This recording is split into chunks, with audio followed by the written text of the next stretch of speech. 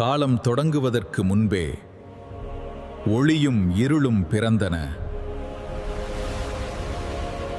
நற்குணங்களை காக்க 9 காவலர்கள் விழித்தெழுந்தனர். ஆனால் இருள் அமைதியாக காத்திருக்கவில்லை. ஒவ்வொரு இதயத்தின் தேர்விலும் இந்த போராட்டம் தொடர்கிறது. Guardians of the Spirit. ஒளி எப்போதும் இருளை ஜெயிக்கும்.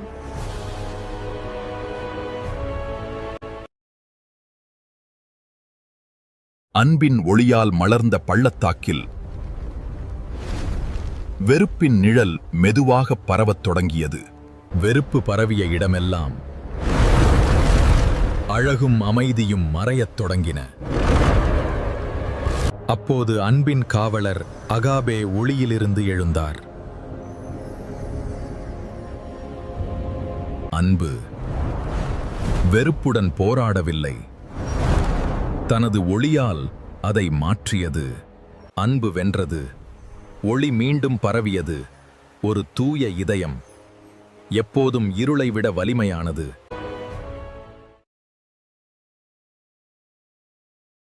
மகிழ்ச்சியால் நிறைந்த ஒரு அழகான பள்ளத்தாக்கு இருந்தது.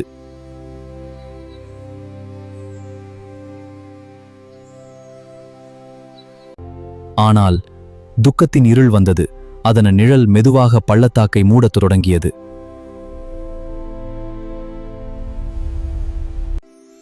அப்போது மகிழ்ச்சியின் காவலர் ஜோயா ஒளியுடன் தோன்றினார்.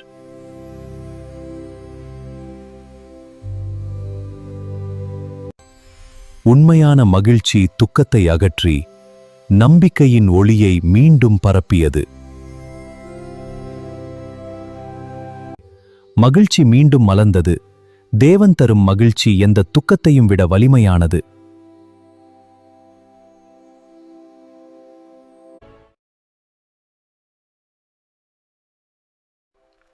எட்டர்னல் ஸ்பிரிட் ரீல்மில் அமைதியின் ஏறினால் அனைவருக்கும் நம்பிக்கையையும் அமைதியையும் அளித்தது. ஆனால் குழப்பம் என்ற இருள் புயலாக எழுந்து அமைதியை கெடுத்தது.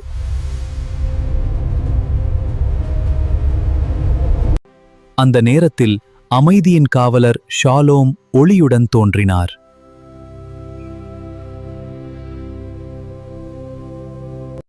உண்மையான அமைதி குழப்பத்தை பலத்தால் அல்ல, அமைதியின் ஒளியால் வெல்லுகிறது.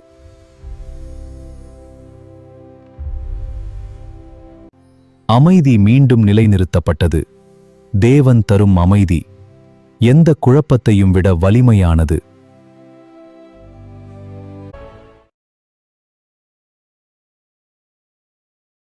ஒவ்வொரு செயலுக்கும் சரியான நேரம் இருந்தது. எல்லாம் பொறுமையுடன் வளர்ந்தது. ஆனால் அவசரத்தின் சக்தி வந்தது. எல்லாவற்றையும் வேகப்படுத்தி ஒழுங்கை குலைக்கத் தொடங்கியது. அந்த நேரத்தில் பொறுமையின் காவலர் டெம்பஸ் அமைதியான ஒளியுடன் தோன்றினார்.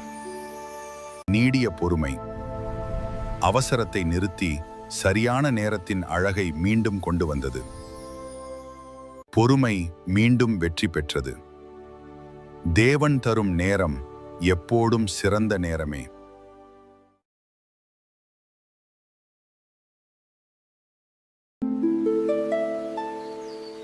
இரக்கமும் தயவும் ஒவ்வொரு மலரிலும் உயிர் பெற்றிருந்தது.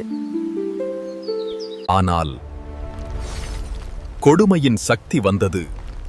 அது தொட்ட இடமெல்லாம் அன்பு உறையத் தொடங்கியது. அந்த நேரத்தில் இரக்கத்தின் காவலர் மெர்சி லீஃப் உயிரூட்டும் ஒளியுடன் தோன்றினார். உண்மையான இரக்கம் கொடுமையை பலத்தால் அல்ல, அன்பின் வெப்பத்தால் மாற்றுகிறது. இரக்கம் மீண்டும் வெற்றி பெற்றது. தேவன் தரும் தயவு எந்த கொடுமையையும் விட வலிமையானது.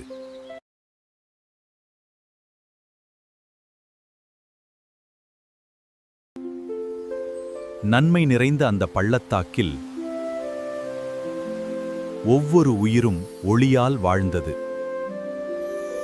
ஆனால் தீமையின் சக்தி பூமிக்குள்ளிருந்து எழுந்தது.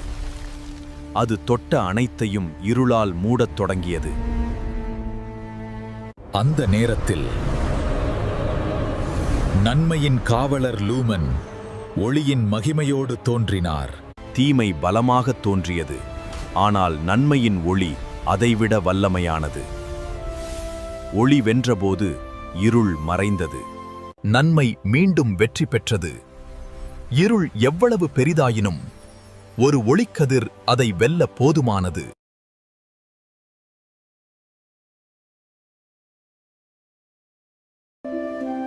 விசுவாசம் நிறைந்த மலை இராச்சியத்தில்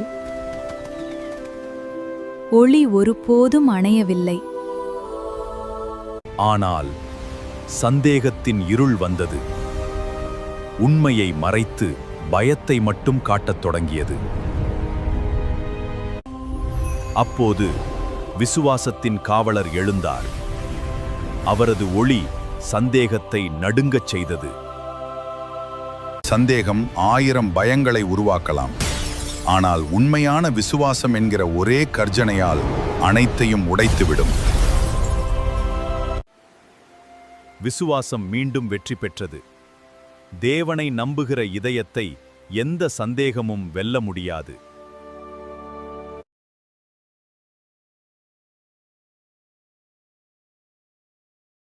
மென்மையின் பள்ளத்தாக்கில் ஒவ்வொரு தென்றலும் உயிரையும் அமைதியையும் கொண்டு வந்தது.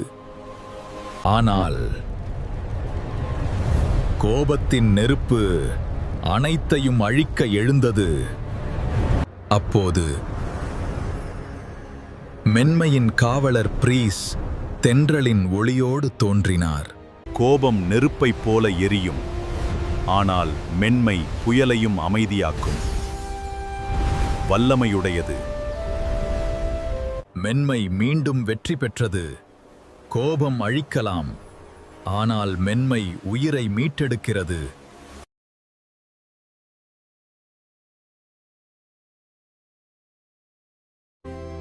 இதயத்தில் அனைத்து ஆவியின் கனிகளையும் காக்கும் இறுதி கோட்டை இருந்தது.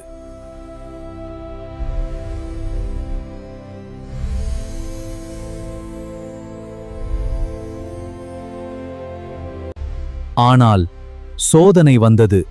அது உண்மையை அல்ல, மாயையை மட்டுமே காட்டியது.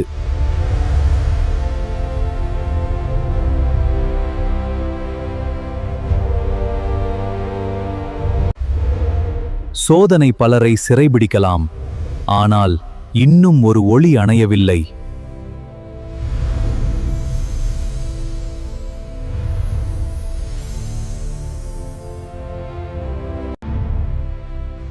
அப்போது இறுதி காவலர் சென்டினல் எழுந்தார்.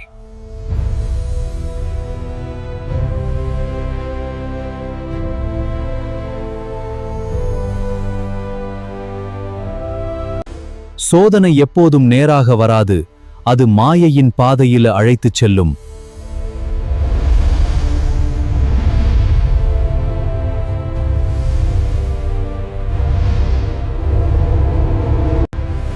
உண்மையை காக்க அவர் ஒவ்வொரு சோதனையையும் நேருக்கு நேர் எதிர்கொண்டார்.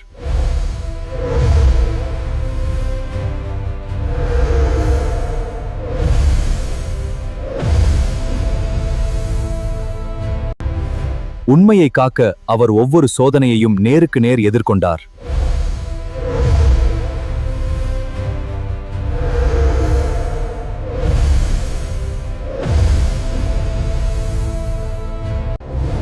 சுய கட்டுப்பாடு எந்த சோதனையும் விட மிகவும் வலிமையானது, வல்லமையானது.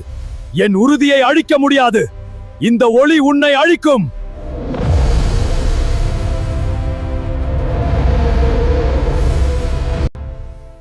ஒளி மீண்டும் வெற்றி பெற்றது. சோதனை தோல்வியடைந்தது.